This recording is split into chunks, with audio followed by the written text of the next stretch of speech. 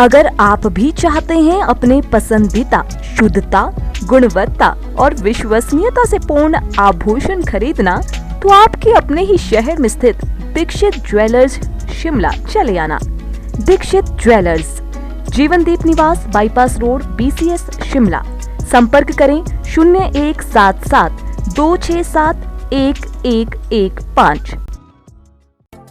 अगर आप भी चाहते हैं अपने बच्चे का सर्वांगीण विकास, तो यहाँ आकर पूरी होगी आपकी हर एक आस। सरस्वती विद्या मंदिर हाई स्कूल, कमला नगर, शिमला। सत्र 2024 और 25 के लिए प्री नर्सरी, नर्सरी और KG के लिए प्रवेश प्रारंभ 1 दिसंबर 2023 से 31 दिसंबर 2023 तक और पहली से 9वीं कक्षा के लिए प्रवेश प्रारंभ 1 जनवरी 2024 से 28 जनवरी 2024 तक।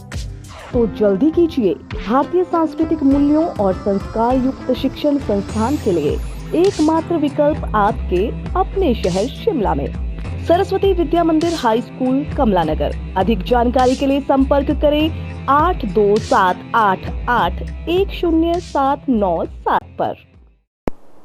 हिमाचल प्रदेश के मुख्यमंत्री ठाकुर सुखविंदर सिंह सुक्खू के पर्यटकों को लेकर दिए बयान पर बवाल हो गया है। मुख्यमंत्री ने हिमाचल में आए पर्यटकों के नशे में झूमने पर पुलिस को कार्रवाई न करने और उन्हें होटल में छोड़ने का बयान दिया था। अब इस बयान पर भाजपा मुखर हो गई है। भाजपा मीडिया विभाग के इंचार्ज एवं श्री नैना देवी से विधायक रणधीर शर्मा ने मुख्यमंत्री के इस बयान को गैर जिम्मेदाराना और कानून व्यवस्था को और बिगाड़ने वाला बताया है।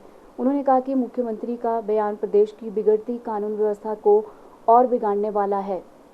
उन्होंने कहा कि इस बयान से मुख्यमंत्री के पद की गरिमा को ठेस लगी है। हिमाचल प्रदेश की सरकार का 12 महीने का कार्यकाल, जहां 12 प्रमुख जन विरोधी निर्णय लेने के लिए जाना जाएगा, वहीं 12,000 करोड़ का कर्ज लेने के लिए भी याद किया जाएगा। जिस तरह से इन 12 महीनों में 1000 से अधिक संस्थान डिनोटिफाई किए गए, 6 रुपये लीटर डीजल महंगा किया गया, 10 रुपये बोरी सीमेंट की बढ़ाई गई, 19% बिजली की दरों में बढ़ोतरी की गई, राजस्व विभाग के अंतर्गत स्टाम्प ड्यूटीज़ में बेतहाशा वृद्धि की गई और इसी तरह से आप देखेंगे कि आउटसोर्स कर्मचारियों को बाहर का रास्ता दिखाया गया और मंदिरों में दर्शन करने के लिए श्रद्धालुओं पर जो है वो फीस लगाने का निर्णय लिया गया। इस तरह के अनेक जनविरोधी निर्णय जहां 12 महीने में लिए, वहीं 12,000 करोड़ का कर्जा लिया। इतना अधिक कर्जा लेने के बाद भी हालात ये है कि सरकारी खजाने में 23 करोड़ रुपए बचे हैं। हमें लगता है जिस तरह इस 1 साल में हिमाचल की प्रदेश की जनता ने इंतज़ार किया, महिलाएं 1500 रुपये महीने का इंतज़ार करती रही, युवा नौकरी का इंतज़ार करते रहे, किसान गोबर और दूध खरीदने का इंतज़ार करते रहे, उसी तरह से जो है वो अब कर्मचारी तनख्वाह का और रिटायर कर्मचारी पेंशन का इंतज़ार करेंगे। मैंने पिछली प्रेस कॉन्फ्रेंस में कहा था कि इनके तो विधायक भी मंत्री बनने का इंतज़ार करते रहे। साल के बाद 2 विधायकों का इंतज़ार खत्म हुआ, मंत्री बने, परंतु अब वो विभागों का इंतज़ार कर रहे हैं। कितने दिन उनको मंत्री बने होंगे, अभी तक विभाग नहीं दिए गए। सरकार की कार्यप्रणाली पर प्रश्न चिन्ह। हमने ये तो सुना था कि नॉन प्लेइंग कैप्टन होता है, परंतु ये पहली बार देख रहे हैं कि नॉन प्लेइंग प्लेयर भी टीम में होते हैं। ये हालत इस सुक्खू सरकार की है। इसलिए भारतीय जनता पार्टी इस जन विरोधी सरकार का, जनता को इंतजार करने वाली सरकार का और जिन गारंटियों और वायदों को पूरा देकर जो चुनाव जीते थे उनको पूरा करने में असमर्थ इस सरकार का विरोध लगातार कर रहे हैं और इन सभी मुद्दों को लोकसभा चुनाव में उठाएंगे। ये दिल्ली जाकर, नागपुर जाकर कितनी भी बैठकें कर लें, इनकी हाईकमांड कितने भी टिप्स इनको दे लें, इनका कोई भी नेता बड़े से बड़ा चुनाव लड़ ले, भारतीय जनता पार्टी चारों की चारों सीटें जो है वो आने वाले लोकसभा चुनाव में जीतेगी और आदरणीय श्री नरेंद्र मोदी जी को फिर से प्रधानमंत्री बनाने में अपनी महत्वपूर्ण भूमिका अदा करेगी।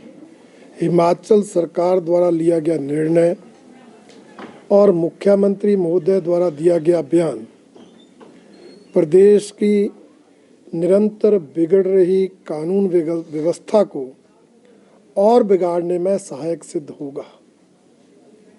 उन्होंने जिस तरह से बयान दिया और बयान में जो शब्द इस्तेमाल किए वो किसी मुख्यमंत्री महोदय को शोभा नहीं देते। उन्होंने उससे जहां कानून व्यवस्था को बिगाड़ने में अपनी भूमिका अदा की, वहीं मुख्यमंत्री पद की गरिमा को भी ठेस पहुंचाई। उनके द्वारा कहा जाना कि जो पर्यटक झूमेंगे उनको पुलिस होटल में छोड़े,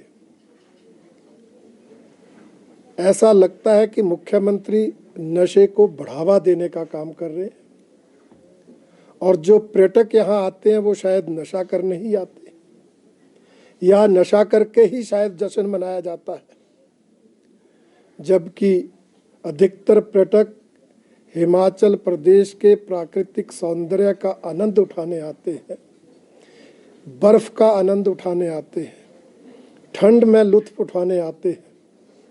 इसलिए मैं माननीय मुख्यमंत्री महोदय के इस बयान को दुर्भाग्यपूर्ण मानता हूं, गैर जिम्मेदाराना मानता हूं और ये समझता हूं कि जिस तरह से उन्होंने ये भी कहा कि अगर लोकल व्यक्ति ऐसा करेगा तो उसको सख्ती से निपटा जाए, तो क्या हिमाचल प्रदेश में दो कानून काम कर रहे हैं?